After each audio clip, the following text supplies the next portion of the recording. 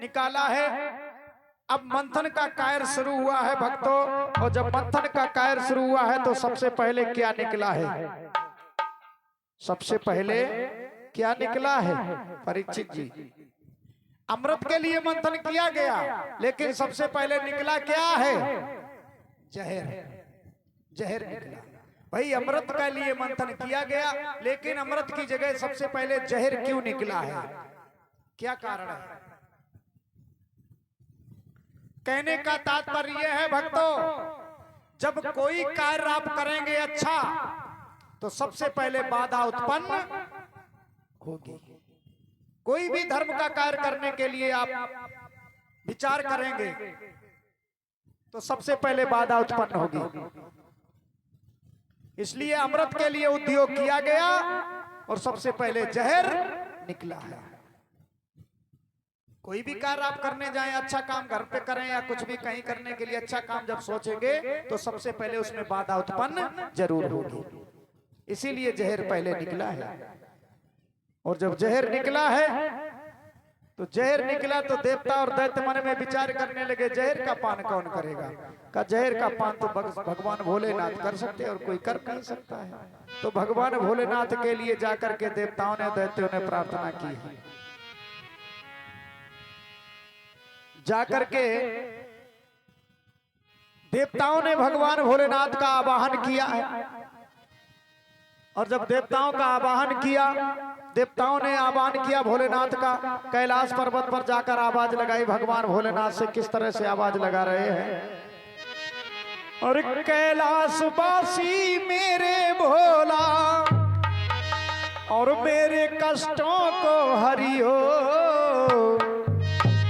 नहीं चौखट पर मर जाऊंगा तुम देखते रहियो।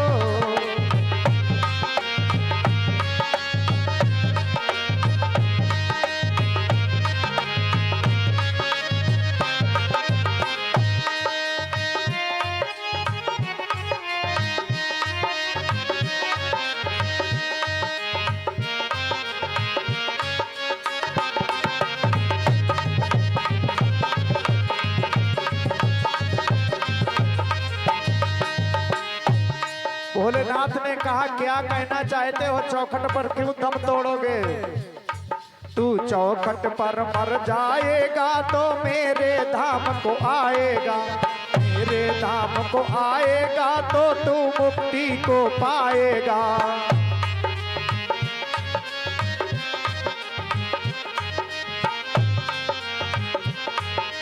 तू मुक्ति को पाएगा तो नाम अमर कर जाएगा, हाँ नाम अमर कर जाएगा।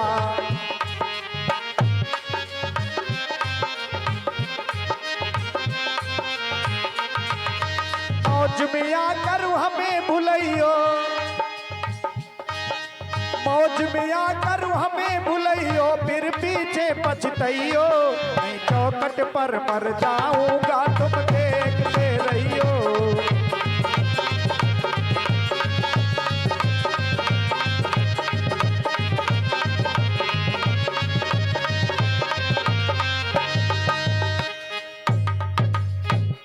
भोलेनाथ का आह्वान किया, भगवान भोलेनाथ आए और कहने लगे, क्यों भाई क्यों याद किया है? कहा प्रभु चलो मंथन का कार्य हो रहा, सबसे पहले जहर निकला, उस जहर को पान करिए।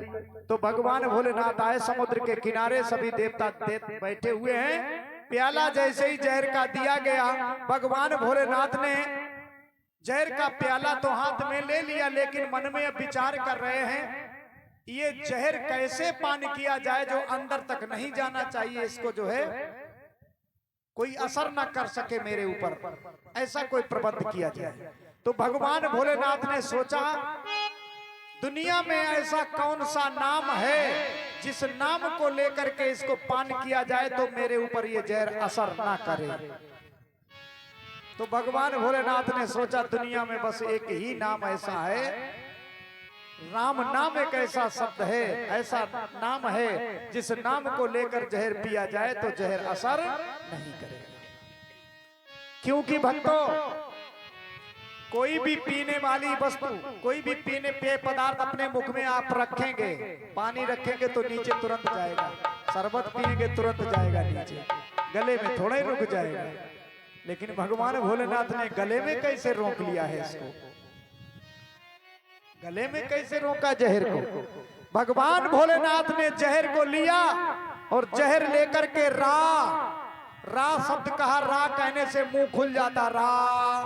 और जब मुंह खुल जाता है तो अंदर का पाप यानी अंदर की गंदगी बाहर निकल जाती है। अंदर का पाप जैसे ही बाहर हुआ वैसे ही ऊपर से माँ शब्द का ढक्कन लगा दिया।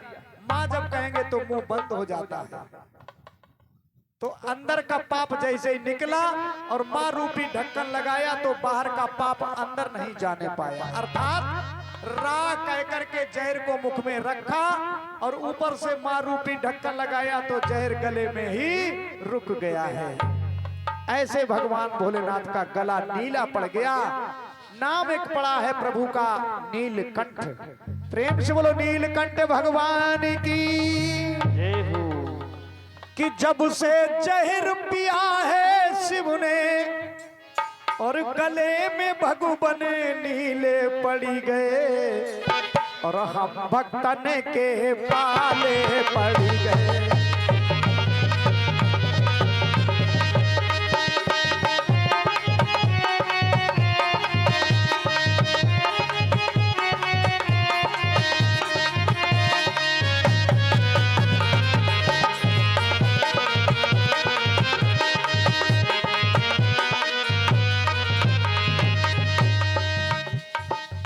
जहर पीते हैं मगर घात नहीं होती है, घात होती है मगर बात नहीं होती है। सामने बैठे मगर बात नहीं होती है, बात होने पर मगर रोज हुआ करती है।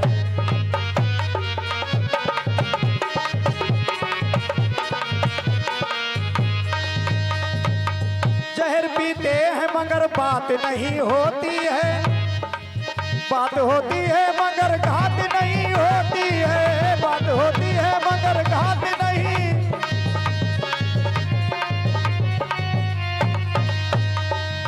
बात होती है मगर घात नहीं होती है। संभल संभल के पियो गले में भगवान नीले पड़ी गए, हम भक्तन के पाले पड़ी गए।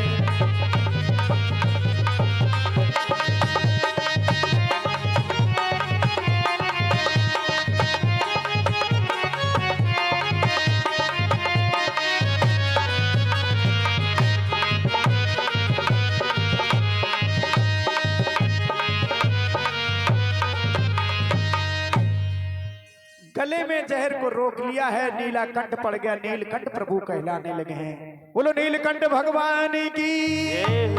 इस तरह से नीलकंठ भगवान कहलाए हैं। जहर निकला, जहर के बाद जहर में तपन होती है, शरीर में तपन है, सिर में तपन है। मंथन का कार्य आगे शुरू हुआ। चंद्रमा निकला, हंसिया जैसी बहार, चंद्रमा में शीतलता होती है। देवता और दैत्य मिलकर कहने लगे इस चंद्रमा का क्या करोगे, ऐसा करो भगवान भोलेनाथ को ही दे दो, क्योंकि इनके सिर में तपन है और चंद्रमा में शीतलता है, ठंडक है, दे दो इनको। तो भगवान भोलेनाथ को वो द्विज का चंद्रमा दिया गया। भगवान भोलेनाथ ने अपने शिखर पर स्थापित कर लिया है। शिखरेश चंद्रासा चंद्रशेखर। शिखर पर चंद्रमा स्थापित होने से एक प्रभु का नाम पड़ा है चंद्रशेखर। प्रेम से बोलो चंद्रशेखर भगवान की। इस तरह से शिखर पर चंद्रमा स्थापित कर लिया है। मंथन का कार्य और आगे शुरू हुआ है। कल्प वृक्ष निकला है, कामधेनु गौ निकली। देवता और दैत्य आपस में वितरण करते जाते हैं। कल्प वृक्ष निकला है और कल्प वृक्ष कल्पना का वृक्ष। परीक्षित जी, कल्प वृक्ष का मतलब होता है कल्पना का वृक्ष। कल्प वृक्ष के नीचे बैठ करके जैसी कल्पना करोगे वैसा ही तुम्हें फल मिलेगा।